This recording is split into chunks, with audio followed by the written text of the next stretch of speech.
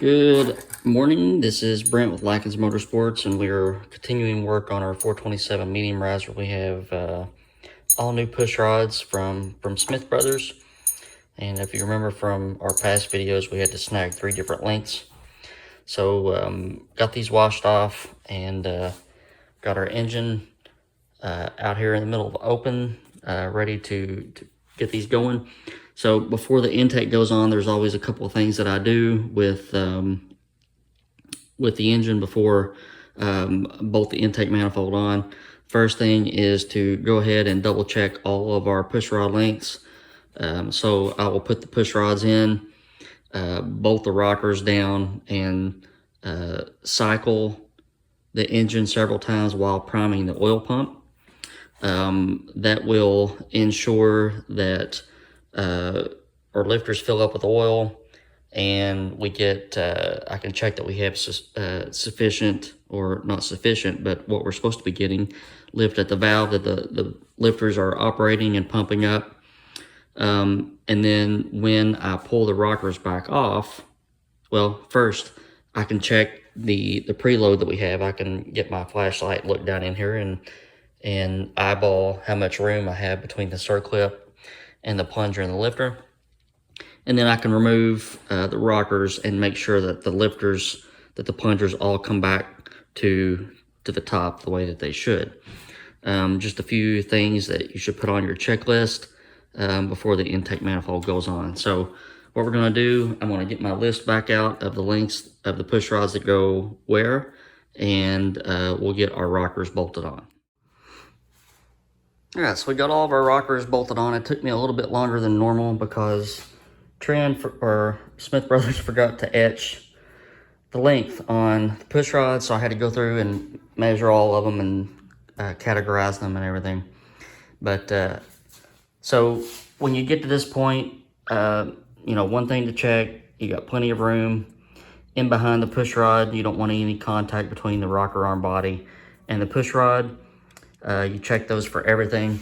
So I want to get my drill motor out and prime the pump. I primed it last weekend just to check for leaks and that sort of thing, but we want to pump these lifters up and roll the engine over to make sure that the lifters are pumping up and they're functioning the way that they should.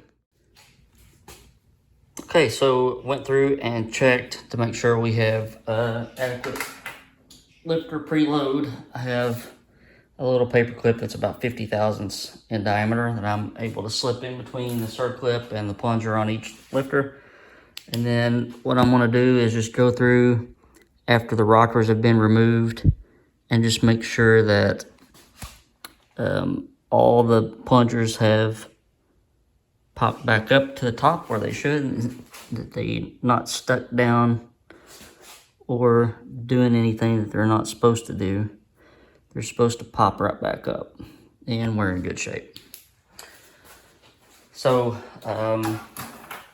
we are in the clearance to put the intake manifold on, and want to glue or silicone our gaskets to our heads, and then I'm going to set the intake manifold on there temporarily so that it'll tack the gaskets to the heads and they won't move around from where we need them to be. Also roll the engine over, and you see we got a nice little narrow pattern. You can only do that with oil pressure. So if you're going to do a hydraulic cam like that, the lifters have to be pumped up, so you have to be priming while you do it. So I'm going to get those, clean our head surfaces off one last time, and get our gaskets glued on. All right, at this point, our gaskets are glued on, and it doesn't take much to put just a thin layer of silicone on this to get them to stick where you want. And I'll go back and do the same around the ports, water jackets, and then come back and lay my end rail beads. At this point, when you go to set the intake manifold down, make sure that you have all your bolts, that they're the right length. There's all kinds of length variances between factory intakes and the different aftermarket intakes, so don't assume that your stuff is going to work. And then use the distributor to center up the intake, and check your port alignment as well if you have a borescope. All right, so our sidewinder intake is bolted on tight. Use some stainless fasteners, new ones, located with the distributor. ARP carburetor studs, and got that duct taped off underneath so nothing can accidentally get in there. Got our push rods installed and greased up on the lifter side. Here's the results of our silicone end beads. I take as much care as I can to make stuff look as clean and professional as possible. So next step, grease on the push rod tips, and we'll get our rocker arm sets set down, and these studs, the nuts, torqued to 40 pound-feet of torque. So we will get that done. And we are plugging right along. Rockers are on and torqued, easy for you to say. Next step is to get our water pump on. That means we need our bypass hose, and these are generally cut to about 2 3/8, 2.5 inches long, and a hose clamp on each side. That there's different ways of doing it. You can actually, if you're good, put the water pump on and then get the hose on. I'm not that good, so I put the bypass hose on, clamp it, put my water pump on, clamp it. Silicone on both sides of these gaskets. On a factory block, this bolt right here hits water, but on this aftermarket block, it is not all the way through. So if you're working with a factory block, put silicone around that, thread sealant, something, so that it doesn't leak. You don't want it to leak.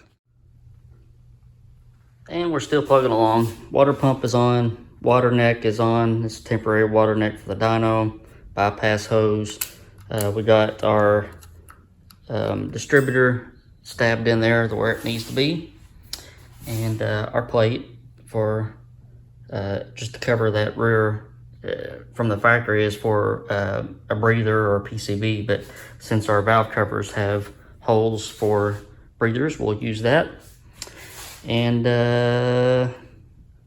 still plugging along. I'm going to get the valve covers on next, and what I do there is silicone the gaskets to the valve covers, and then I just use a layer of grease on the head and on the intake manifold to seal it up.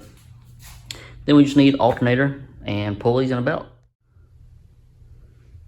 Took a quick detour to get the valve covers and plugs in and plug wires. All that's left now is I'm short a breather, I'm gonna have to order a breather, but get the alternator on. So we have our brackets, we have our alternator. I'm hoping that I have a set of spacer and a bolt, and you'll know in in about 2 seconds. I had a brand new one from Scott Drake. So alternator's on, this new PowerMaster alternator that fits the 4 brackets. Got the belt just a little bit on the loose side for now for break-in. You don't want to put the K-Bosch on that front main bearing. And pulleys all painted up. We are 1 breather and a dyno appointment away from making noise. So I have spent all day on this. I know it's went by fast for you, but I'm whooped and I'm ready to go in, take a shower. So this is a final assembly build of our final assembly video of our 427 medium riser. Hopefully we'll make some good horsepower. I guarantee it to make at least 150. All right, if you haven't subscribed yet, please do that so you don't miss out on all the cool stuff that we have coming down the pipe. Hit that like button. Let YouTube know that I'm doing a good job. All right, guys, you have a wonderful week.